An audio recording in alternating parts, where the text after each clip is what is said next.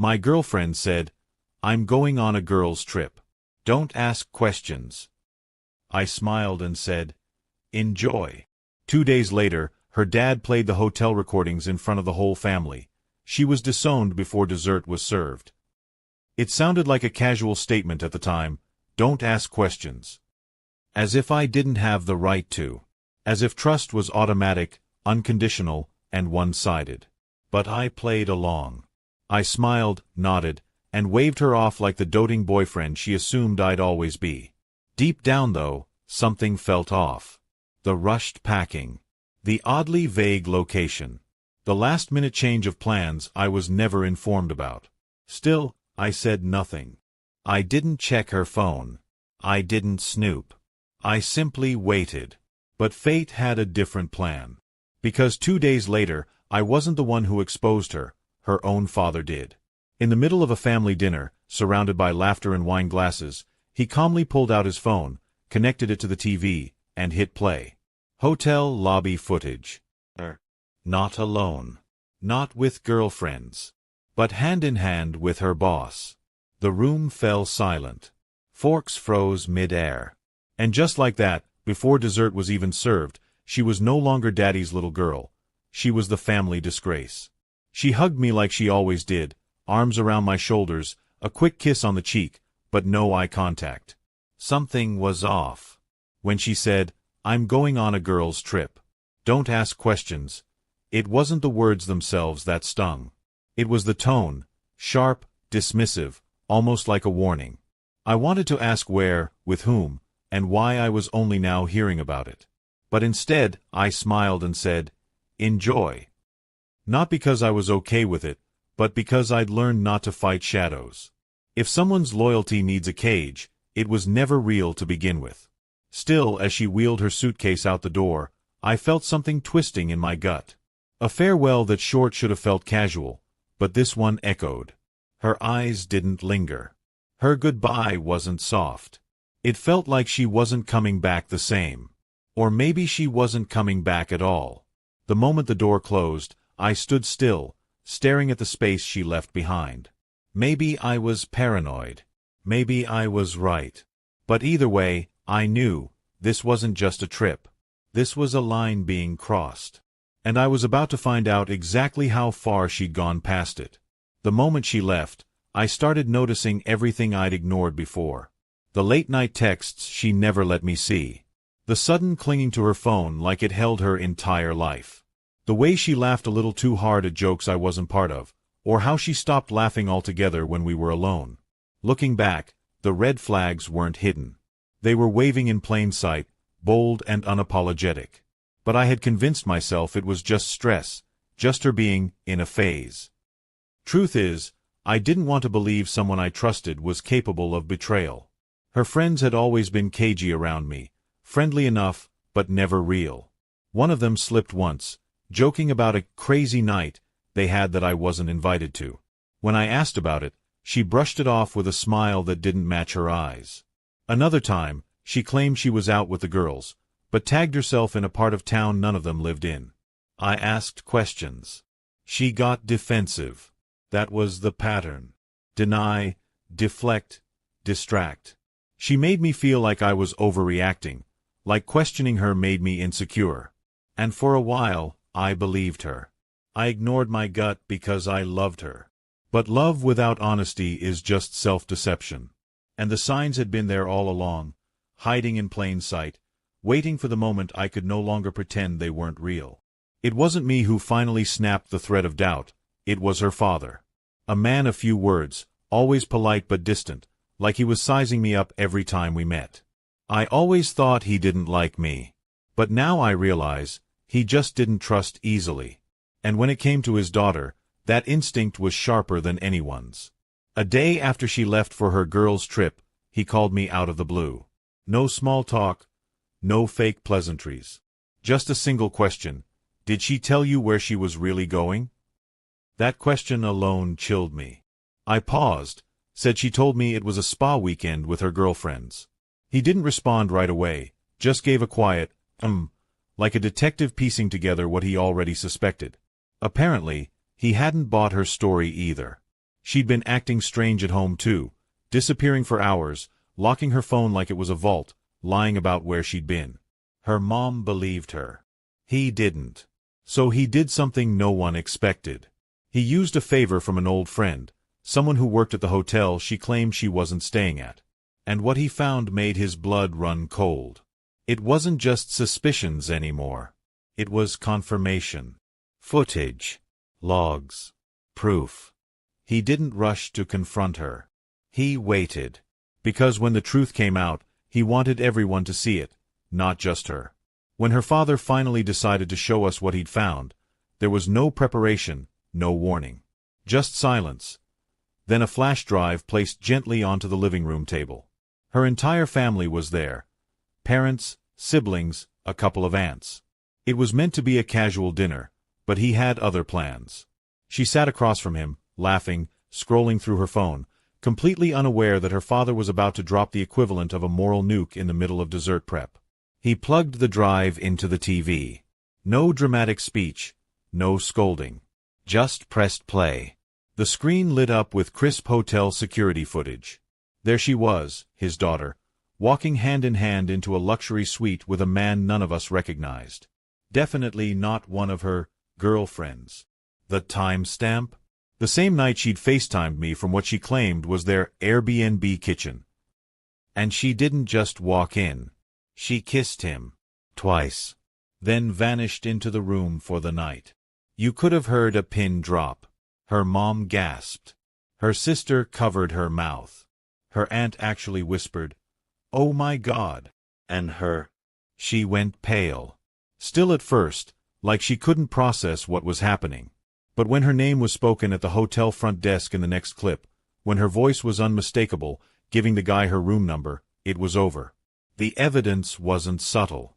It was surgical, brutal, undeniable. And as her eyes welled up with shame, I didn't even look at her. I watched her father. Disappointed, but finally sure that he was right to never fully trust her words. It was supposed to be a quiet, celebratory family dinner. Nothing fancy, just a nice meal with her parents, siblings, and a few cousins at the long oak dining table in her childhood home. She walked in wearing a nervous smile, acting like everything was normal. I could tell her mom noticed something was off. She kept glancing at her daughter like she was waiting for an explanation that never came. Her dad, however, wore a completely different expression. Calm, composed, but with that deadly kind of quiet that signals a storm is coming. Everyone had just settled into their seats. Appetizers were served. Small talk flowed awkwardly around the table. I sat there silently, watching her fidget with her fork, barely touching her food. Her sister asked how the girls' trip went, and that's when I noticed the panic in her eyes. "It was fine," she muttered. "Relaxing." But her father didn't even look up from his plate. He calmly took a bite of his steak, chewed thoughtfully, then reached into his coat pocket and pulled out a small black flash drive. Without saying a word, he stood, walked over to the TV across the room, and plugged it in. The room froze. On screen, grainy hotel hallway footage flickered to life. At first, there was silence, just the date and timestamp ticking in the corner. Then she appeared, laughing hand in hand with a man no one recognized. Not a friend. Not a cousin. Definitely not a girl from the trip. You could hear the muffled sound of their voices through the hallway mic, enough to catch a giggle, a whisper, a kiss. Then another clip. Then another. And another. It wasn't just one moment. It was a pattern. By the time her father turned off the TV and sat back down, the room was silent. Her aunt had dropped her wine glass. Her cousin stared wide-eyed. Her mother was visibly shaking. And she sat there with tears streaming down her face. No words, no excuses. Just silence. And that's when her dad finally spoke, voice low and steady. "You lied to all of us. And now we know." Dessert was never served. Chairs didn't scrape. Forks didn't clink. Nobody dared to even breathe too loudly. After the last frame of hotel footage faded to black, the dining room fell into a silence so thick it felt like it had weight. No one knew what to say. The shock wasn't just from what they had seen, but who had made them watch it. Her father wasn't dramatic. He was measured, calculated, and clearly prepared.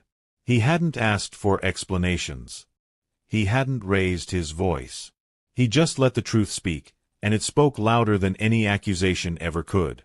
She sat with her hands in her lap, staring down at her untouched plate like it could somehow swallow her whole. Her mother had one trembling hand covering her mouth, eyes brimming with disbelief and shame. Her sister just whispered, "Wow!" under her breath, like she couldn't stop the word from escaping. I watched her try to muster a reaction, a denial, a plea, even some crocodile tears. But nothing came. Because what could she say? The footage didn't lie. The timestamp didn't lie. And her father, he definitely wasn't lying.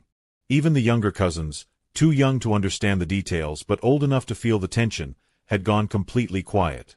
A family that was once lively and opinionated had become a gallery of statues, all staring at the woman who'd just been unmasked. Every eye in the room bore into her like a spotlight she couldn't turn off. Her breath hitched once, twice. Then she finally looked up, not at her father, not at her mom, but at me. I didn't blink. She wanted me to say something, to save her somehow from the hole she'd dug. But I just leaned back in my chair, calm as ever, and folded my napkin. That's when I realized, silence isn't just punishment. Sometimes, it's power. And in that moment, the entire room was holding it. She was no longer the daughter, the girlfriend, the golden girl with excuses. She was the reason no one reached for dessert. Her mouth opened, but no words came out, just the kind of dry, shallow breath that comes before a breakdown. Then, like someone flipped a switch, she suddenly found her voice, frantic and flimsy. "It wasn't what it looked like," she stammered, her eyes darting around the table, searching for a friendly face, some form of support. But there were none. Not this time. Not after that video. Her father didn't move. Her mother stared into her glass. And I didn't flinch. She tried again, her voice rising in desperation. "It was just drinks. He was a friend from college. We ran into each other by accident." But the footage had shown a lot more than drinks. A lot more than a casual reunion. Holding hands in the hallway. Whispering into his ear. His arm around her waist as they entered the room together. The timestamp, 11:42 p.m. Room 326. Her keycard had been used. And they hadn't come out until morning. "Nothing happened," she insisted now, her voice cracking. "You're all blowing this out of proportion." Her dad finally spoke. Just one word. "Enough." And just like that, the rest of her excuses died in her throat. She looked to her mom, pleading. But her mother turned away, disappointment written across every line of her face. The woman who had once defended her against everything now couldn't even meet her eyes. Her sister, sitting a seat down from me, slowly pushed her chair back and stood, not saying a word, just shaking her head like this was all long overdue. And still, she kept going. "I didn't mean to hurt anyone. I didn't think anyone would find out." That was the final nail. It wasn't regret in her voice. It was fear. Not of losing me, but of facing consequences.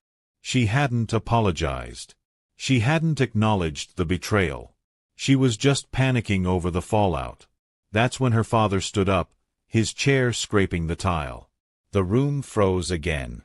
He looked at her, and his voice was calm, controlled, chilling. "You made your choices. Now you live with them." She broke down then. Right there. The weight of it all finally crashing in on her. But it was too late. Too public. Too undeniable. Her excuses had crumbled like a stale cookie in a closed fist, and not a single person in that room was willing to help sweep up the crumbs. She always thought if things ever got bad, her family would at least shield her from the fallout. That blood would buy her one more chance. But when her dad stood, his hands still at his sides, and said the words that would hollow her out, it wasn't with yelling or rage. It was with ice. "You are no longer welcome in my house." Not our house. My house. The way he said it, there was no thunder, no dramatic pause. Just a simple sentence delivered like he was confirming a dinner reservation. Her jaw trembled, and for the first time that night, she looked like someone who understood the consequences weren't going to blow over. She reached toward him. "Dad, please." But he stepped back like her touch would burn him. Her mom didn't protest. She didn't even blink. She just looked down into her untouched plate and whispered, "You embarrassed this family." That broke something deeper than any scream ever could. Her sister, who had always been the soft one, simply stood up and cleared her plate, not saying a word. The clink of the silverware was the only sound in the room. And I stayed seated, watching. Not because I wanted revenge, but because I had nothing left to say. She'd already confessed everything in that hotel hallway. Now her own blood was confirming what I already knew, that loyalty meant nothing to her. That trust was transactional.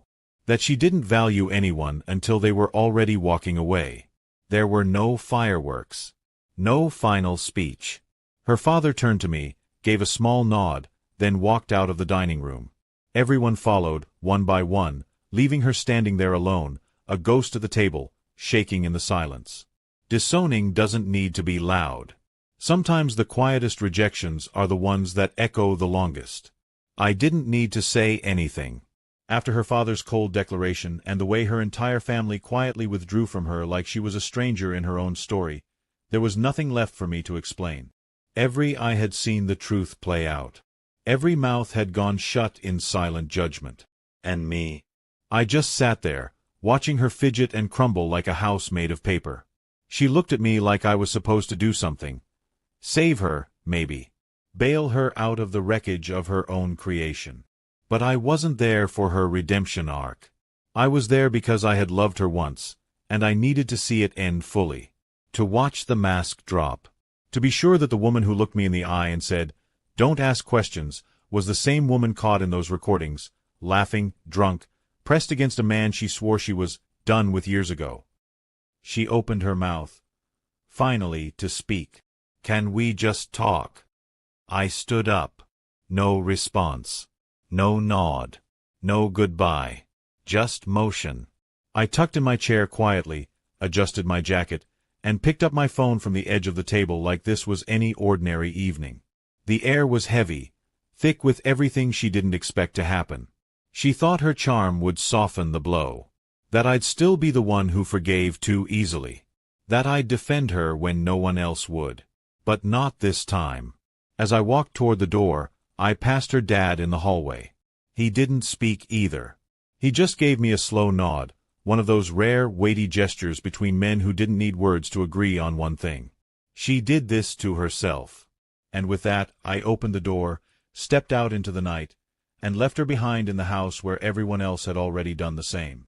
She said, "Don't ask questions," as if that was supposed to be enough. As if a vague command wrapped in a smile could silence curiosity, suspicion, and instinct. She wanted freedom without consequence, secrecy without suspicion. But life isn't built that way, not real life.